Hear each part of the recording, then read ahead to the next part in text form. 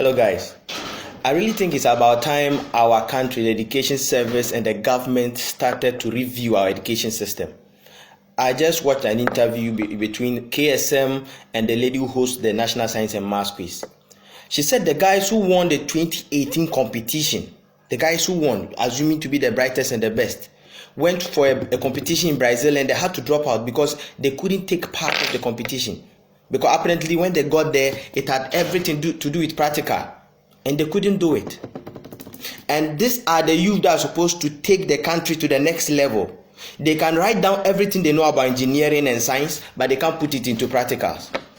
I suggest we scrap up that National Science and Maths Quiz thing and start to put things like National Science and Maths Innovation Construction, something tangible. Every year, government should give at least every secondary school, let's say 10,000 Ghana cedis, for them to come up with innovations that are tangible and physical to help our fishing industry, agriculture, health sector, something that we can see. Chinese students go for practicals and they come up with knapsack sprayer and something to help our farmers.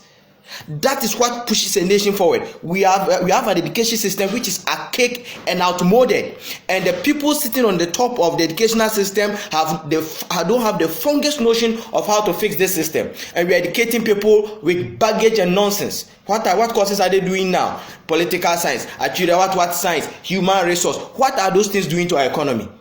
How is it fixing people? And we are surprised there is high graduate unemployment. What do they come to do? I have a friend whose brother just employed an Indian in this country. Now the guy is manning their small company. They produce rubbers and the rest. Now the Indian is being paid $1,000 a month. This is a friend of mine who could have employed me because I'm a graduate. But you know what he said? The Indian can fix the machine when it breaks down. What can I do about the machine? Nothing. I was taught papers, planning, community development, all those nonsense. Now, this is 5,000 Ghana cedis that is going to a foreigner's pocket, which could have come to my pocket to take care of my people in my country.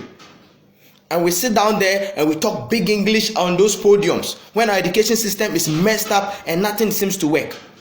What we should start to understand is that retentive memory is different from being intelligent. Creativity and adaptive intelligence is what fixes a nation, not ability to memorize what a lecturer taught you.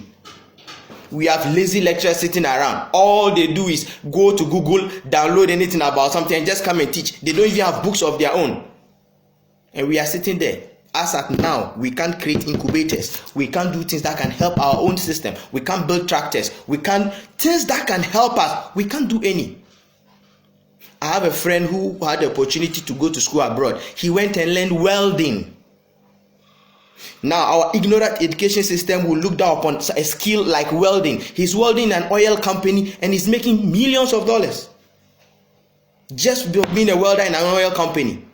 Then you tell us we should go and learn political science and all that nonsense. And come and sit down doing nothing. Here are the youth that were supposed to be the brightest. They got to a competition and they had to drop out. Because what do we teach in our schools? Just empty practicals, nothing to improve our lives. Being able to have to memorize text and handouts doesn't make you intelligent.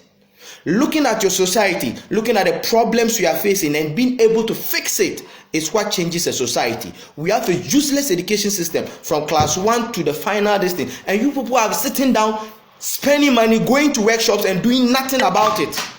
Calling yourself professors and what sort of sitting there. It's very sad. It's very sad. I feel sad today as being a Ghanaian.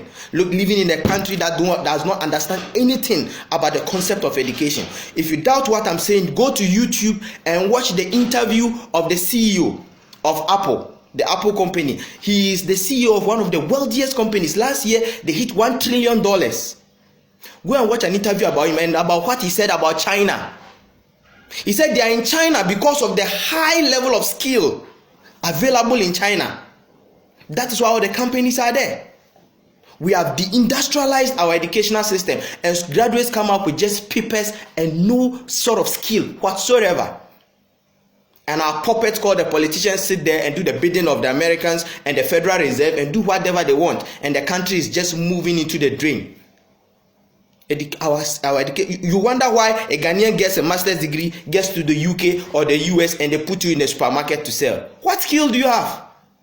The economy is developed by skills. They are making cars, motorbikes, engines, fridges, televisions. They are manufacturing. They are doing things. Of what use will you be to them? If you have a degree in political science, a master's degree in human resource and actuarial science, what is that? It's so sad. Look at the elite of our society. Ask them what their children should be in the future. Lawyer, all those nonsense. No one is saying those professions are not good. But look at our country and think twice. I am not an economist, but I know that they said if a